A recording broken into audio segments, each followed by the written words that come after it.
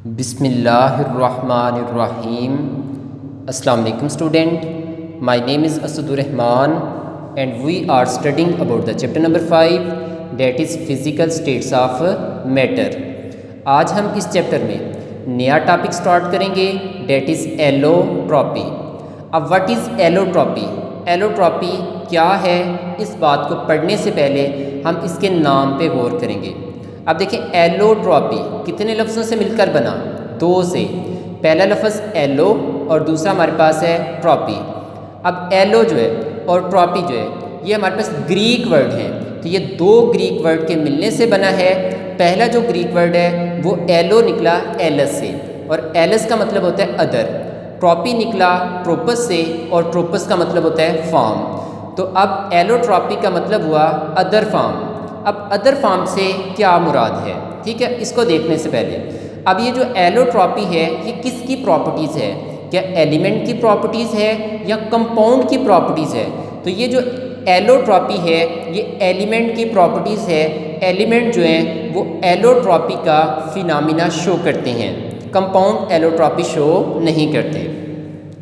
अब देखिए इसका मतलब, अब इसकी सिंपल सी डेफिनेशन क्या बनेगी कि एलिमेंट का पाया जाना एक से ज़्यादा शक्लों में, उसे हम नाम क्या देते हैं? एलोट्रॉपी। तो एलिमेंट का एक से ज़्यादा शक्लों में पाया जाना, उसको हम नाम क्या देते हैं? एलोट्रॉपी। तो अब इसकी प्रॉपर डेफिनेशन क्या होगी? The existence of an element in more than one form.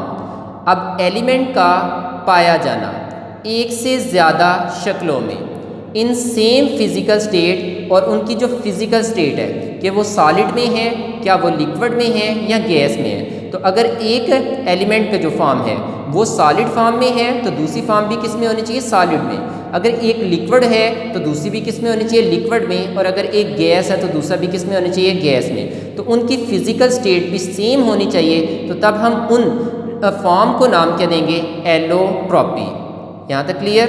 चलें जी, अब हम इस डेफिनेशन को पहले समझने की कोशिश करेंगे, और हम इस डेफिनेशन को समझने के लिए हम इसको छोटे छोटे पार्ट्स में डिवाइड करेंगे। तो चलिए स्टार्ट करते हैं।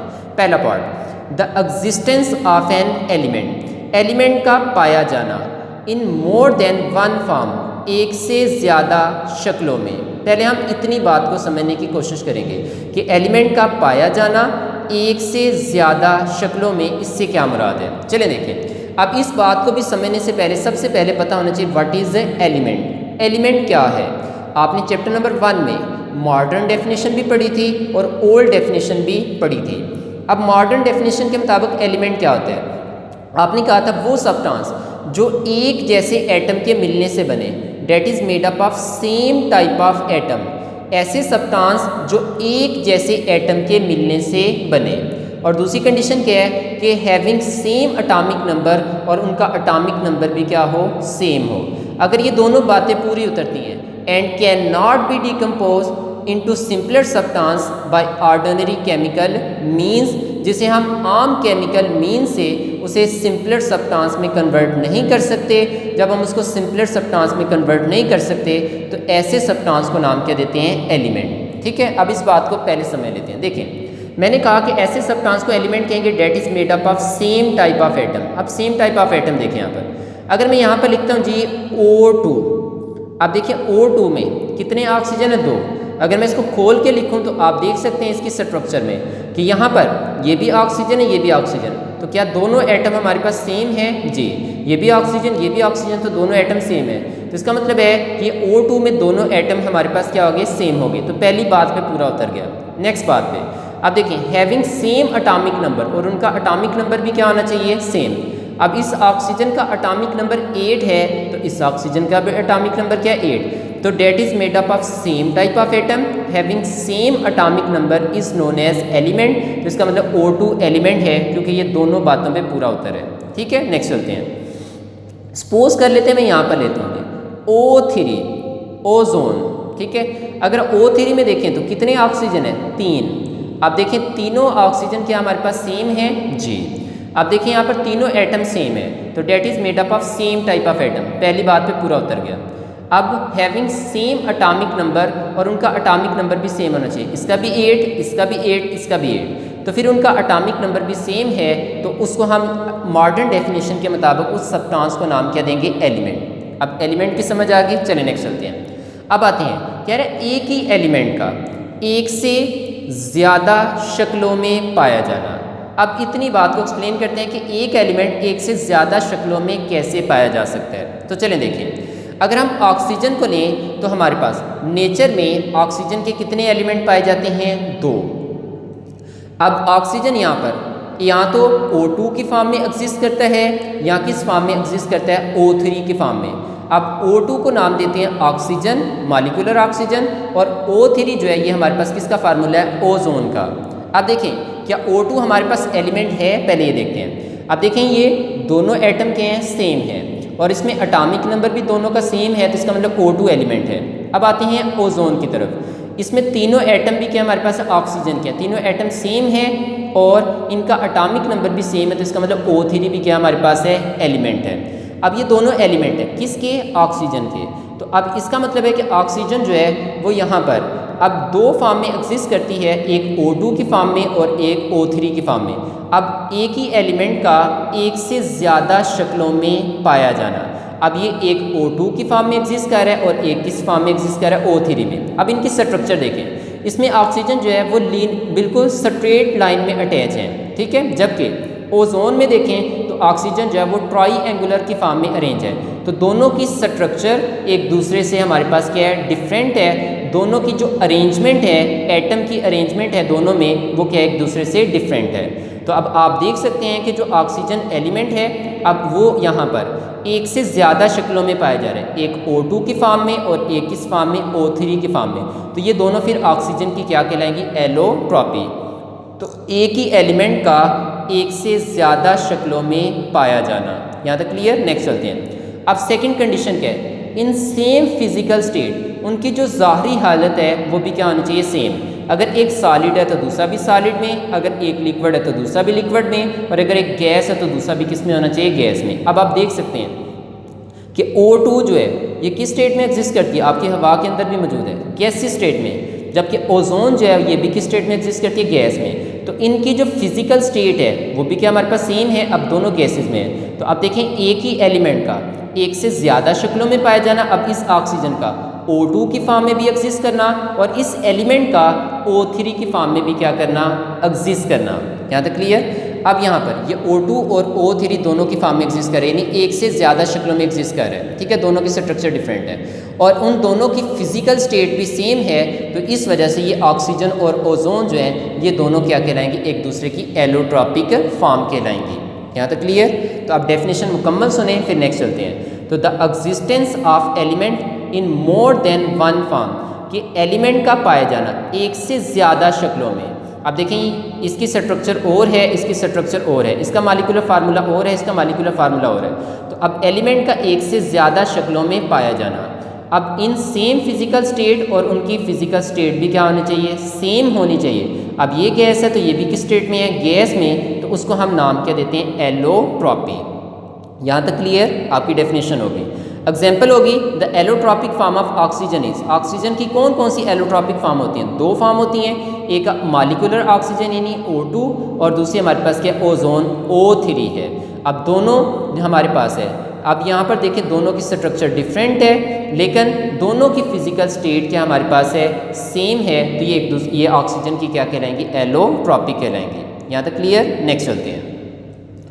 अब ये जो है ना एलिमेंट, ये एलोट्रॉपी शो करते हैं, तो क्यों करते हैं, इसकी वजह क्या है। तो कॉजेज़ ऑफ एलोट्रॉपी, के एलिमेंट एलोट्रॉपी शो करते हैं, तो उसकी वजह क्या है, उसकी कॉजेज़ क्या हैं, अब उसको देखेंगे। देखें पहली बात, अब एलोट्रॉपी शो करने की पहली वजह कि आपके जो एलिमेंट के मॉलिक्यूल हैं, अब जैसे ऑक्सीजन के ये 2 मॉलिक्यूल हैं, O2 एंड O3, यहाँ तक क्लियर। अब इस ऑक्सीजन के कितने मॉलिक्यूल हो गए, 2, तो उस एक एलिमेंट के जितने भी मॉलिक्यूल हैं, ठीक है, उनमें नंबर ऑफ एटम क्या हो सकते हैं, डिफरेंट हो सकते हैं। नंबर ऑफ एटम क्या होंगे, डिफरेंट होंगे। अगर नंबर ऑफ एटम डिफरेंट होंगे तो उसकी वजह से फिर यहाँ पर आपका जो एक एलिमेंट है, जैसे ऑक्सीजन है, वो एक से ज़्यादा शक्लों में क्या कर रहा है, एग्जिस्ट कर रहा है। अब ज़रा इस बात को पहले पॉइंट को समझ लें। मैंने कहा एक एलिमेंट के जो मॉलिक्यूल, जैसे ऑक्सीजन के कितने मालिक्यूल हैं, एक है O2 और एक है हमारे पास है O3, ये दोनों उसकी एलिमेंटल फॉर्म है। अब आप देख सकते हैं कि ऑक्सीजन यहाँ पर O2 और O3 दोनों फॉर्म में क्या कर रहा है, एग्जिस्ट कर रहा है। अब ये इसके हो गए 2 मालिक्यूल। अब इन दोनों मालिक्यूल में देखें तो जो एटम की तादाद, इसमें 2 एटम हैं ऑक्सीजन के और इसमें कितने एटम हैं, 3 हैं। तो इसमें जो नंबर ऑफ एटम है वो क्या हमारे पास है, डिफरेंट है। तो एटम की तादाद जो है वो चेंज होने से, एटम की तादाद डिफरेंट होने की वजह से भी हमारे पास ये जो है एलोट्रॉपी जो है ये फिनोमेना क्या करता है, एग्जिस्ट करता है। पहला पॉइंट क्लियर हो गया। नेक्स्ट चलते हैं दूसरा पॉइंट। अब दूसरा पॉइंट हमारे पास है कि अब उसमें जो अरेंजमेंट होती है, ठीक है, किसी भी मालिक्यूल के अंदर जो एटम की अरेंजमेंट होती है वो भी क्या होगी, डिफरेंट हो। तो अगर एटम की अरेंजमेंट डिफरेंट हो तब भी वो जो एलिमेंट हैं वो क्या शो करेंगे, एलोट्रॉपी का फिनोमेना क्या करेंगे, शो करेंगे। अब ज़रा देखें, अब बाज़ केस में क्या होता है कि उनके मालिकुलर फार्मूला क्या आ जाते हैं, सेम आ जाते हैं। मालिकुलर फार्मूला क्या आ जाते हैं, सेम आ जाते हैं, ठीक है, लेकिन उनकी स्ट्रक्चर डिफरेंट होती है, ठीक है। अब पहले हम यहाँ पर सिंपल सी बात कर लेते हैं। देखें, डिफरेंट अरेंजमेंट ऑफ एटम, कि जो एटम की अरेंजमेंट होती है इन अ मालिक्यूल, जो मालिक्यूल के अंदर एटम होते हैं उनकी अरेंजमेंट क्या होती है, डिफरेंट होती है, उनकी तरतीब डिफरेंट होती है ऑफ एन एलिमेंट। एक एलिमेंट के जितने भी मालिक्यूल हैं उन मालिक्यूल के अंदर एटम की अरेंजमेंट क्या होती है, डिफरेंट होती है। जैसे इसमें देखें, ऑक्सीजन सीधी लाइन में यहाँ पर दोनों जुड़े हुए हैं और यहाँ पर ट्राईएंगुलर की फॉर्म में, तो दोनों में अरेंजमेंट क्या हमारे पास है, डिफरेंट है, ठीक है। अब इनका मालिकुलर फार्मूला भी डिफरेंट था और दूसरी बात है इसमें अरेंजमेंट भी डिफरेंट है। तो अब ये दोनों पॉइंट पे पूरा उतर है, तो इस वजह से ऑक्सीजन की ये 2 एलोट्रॉपिक फॉर्म क्या कर रही है, हमारे पास एग्जिस्ट कर रही है, ठीक है। अगर अब यहाँ पर अगर पहले पॉइंट पे पूरा नहीं उतरता, बाज़ केस में क्या होता है, मालिकुलर फार्मूला सेम होता है लेकिन उनमें अरेंजमेंट डिफरेंट होने की वजह से तब भी आपका एलिमेंट एक से ज़्यादा शक्लों में पाया जाएगा। अब अरेंजमेंट के चेंज होने की वजह से भी वो किस फॉर्म में एग्जिस्ट करेगा, एलोट्रॉपिक फॉर्म में एग्जिस्ट करेगा। यहाँ तक क्लियर हो गया। तो ये आपके 2 पॉइंट हो गए। अब ये दूसरे पॉइंट को देखते हैं कि अगर पहला पॉइंट पूरा नहीं उतरा तो सिर्फ दूसरे की बेस पर हम किसको दे सकते हैं, उसके लिहाज से एग्जाम्पल देखते हैं। Second example, the allotropic form of sulphur. अगर हम देखें तो सल्फर की जो हमारे पास है 2 एलोट्रॉपिक फॉर्म जो है हमारे पास एग्जिस्ट करती हैं, एक है रोम्बिक और एक है हमारे पास है मोनोक्लिनिक। अब देखिए रोम्बिक का मॉलिक्यूलर फार्मूला देखिए क्या लिखा हुआ है, S8। अब देखिए S8, ये देखिए इसमें 8 सल्फर के एटम हैं, इसका मतलब ये एलिमेंट है that is made up of same type of atom, यानी 8 सल्फर है। अब मोनोक्लिनिक में भी देखें उसका फार्मूला वही है S8। अब देखिए इसमें ये पहला पॉइंट तो पूरा नहीं उतरा कि अब उसमें मॉलिक्यूल में नंबर ऑफ एटम जो है इधर भी S8 है इधर भी S8 है, तो इसका मतलब नंबर ऑफ एटम जो है हमारे पास है यहाँ पर सेम है। तो ये एलोट्रॉपी क्यों शो कर रहा है, उसकी वजह ये है कि इनमें जो अरेंजमेंट होती है वो क्या हो जाती है, चेंज हो जाती है। अब इसमें रोम्बिक में अरेंजमेंट और होती है जबकि मोनोक्लिनिक में जो अरेंजमेंट है वो क्या होती है, और होती है। तो अरेंजमेंट के चेंज होने की वजह से या अरेंजमेंट के डिफरेंट होने की वजह से अब ये कितनी फॉर्म में एग्जिस्ट कर रहा है, 2 में, एक है रोम्बिक फॉर्म में एग्जिस्ट कर रहा है और दूसरी कौन सी फॉर्म में एग्जिस्ट कर रहा है, मोनोक्लिनिक में। तो अब इसकी 2 फॉर्म अरेंजमेंट चेंज होने से बनी है, हालांकि मॉलिक्यूलर फार्मूला सेम है। तो इस वजह से सल्फर की कितनी एलोट्रॉपिक फॉर्म है, 2, एक है रोम्बिक और एक है हमारे पास है मोनोक्लिनिक। तो ये आपके पास सेकेंड एग्जाम्पल होगी। चलिए नेक्स्ट चलते हैं। अब हम आते हैं अब यहाँ पर the allotropic form of carbon. अब हमारे पास तीसरी एग्जाम्पल है कि कार्बन की भी एलोट्रॉपिक फॉर्म हमारी नेचर में क्या करती हैं, एग्जिस्ट करती हैं, ठीक है। अब उसमें देखें, अब उसमें एक हमारे पास एग्जाम्पल आती है डायमंड और एक है हमारे पास है ग्रेफाइट। अब ये जो डायमंड है हम इसकी बात करें तो डायमंड जो है ये प्योर कार्बन कार्बन एटम के मिलने से बनता है और जो ग्रेफाइट है ये भी प्योर कार्बन कार्बन एटम के मिलने से बनता है। इसका मतलब ये प्योर कार्बन कार्बन एटम के मिलने से बना है, तो जो सेम एटम के मिलने से बने उसे नाम क्या देते हैं, एलिमेंट। अब जो कार्बन एलिमेंट है, अब यहाँ पर आपने देखा कि ये 2 फॉर्म में एग्जिस्ट कर रहा है, डायमंड और किस फॉर्म में हमारे पास है, ग्रेफाइट में। अब इसका मतलब इनका जो मॉलिक्यूलर फार्मूला है वो तो नहीं है हमारे पास चेंज होगा क्योंकि एक जैसे एटम के मिलने से बने, लेकिन अगर हम देखें तो इसमें भी अरेंजमेंट चेंज होने की वजह से यहाँ पर एलोट्रॉपिक फॉर्म क्या करती हैं, एग्जिस्ट करती हैं। अब ज़रा देखें यहाँ पर अगर मैं डायमंड की बात करूँ, मैंने कहा डायमंड जो है प्योर कार्बन कार्बन के मिलने से बनता है। अब इसकी फॉर्म जो होती है क्यूबिक होती है जिसमें आपके कार्बन कार्बन टेट्राहेड्रली क्या होते हैं हमारे पास अरेंज होते हैं। अब इस बात को समझने के लिए 7 वाले पेज पे आप चेक कर सकते हैं। ये मैंने डायमंड के लिए यहाँ पर टेट्राहेड्रली यहाँ पर कार्बन कार्बन क्या अरेंज है। देखें ये एक कार्बन है और एक कार्बन आगे फर्दर कितने कार्बन के साथ बॉन्ड बना सकता है 4 के साथ, ठीक है, 4 कोवेलेंट बॉन्ड बनाएगा। अब जैसे ये कार्बन है, ये सेंटर में, अब ये कार्बन एक इस इधर जो कार्बन होगी उसके साथ बॉन्ड बनाएगा, ये जो कार्बन है एक इधर बॉन्ड बनाएगा, एक इधर बनाएगा और एक नीचे। कितने बॉन्ड हो गए? 1 2 3 और 4। तो इसने 4 बनाए। आगे फर्दर ये कार्बन भी कितने बॉन्ड बनाएगा? 4 बनाएगा, 1 2 3 4, ठीक है। तो इसका मतलब है कि हर कार्बन जो है वो 4 बॉन्ड बनाता है। तो जब वो 4 बॉन्ड बनाता है तो वो इस तरीके से क्या करते हैं? अरेंज करते हैं। ये जो यहाँ पर सर्कल शो किए हैं ये कार्बन की पोजीशन को शो कर रहे हैं। यहाँ पर इस पॉइंट के ऊपर कार्बन लगे हुए हैं। तो जब कार्बन इस तरीके से डायमंड के अंदर अरेंज होते हैं तो इस अरेंजमेंट को नाम क्या देते हैं? टेट्राहेड्रल। तो आपके कार्बन जो हैं वो टेट्राहेड्रली क्या करते हैं? अरेंज होते हैं। तो जब अरेंज होंगे तो उस वक्त हम उसे नाम क्या दे रहे हैं? डायमंड का नाम दे रहे हैं। चलिए नेक्स्ट चलते हैं। जब हम ग्रेफाइट को लेते हैं, हालांकि वो भी कार्बन के मिलने से बना है, उसमें भी जो कार्बन है वो क्या कर रहा है? बॉन्ड बना रहा है, ठीक है। अपने जैसे यहाँ पर देखें, ये कार्बन है तो ये कार्बन इधर को भी बॉन्ड बना रहा है, ये इधर को भी बॉन्ड बना रहा है, इधर को भी बॉन्ड बना रहा है। तो अपने जैसे कार्बन के साथ बॉन्ड बना रहा है। लेकिन आप देख सकते हैं ग्रेफाइट की जो स्ट्रक्चर है वो डिफरेंट है।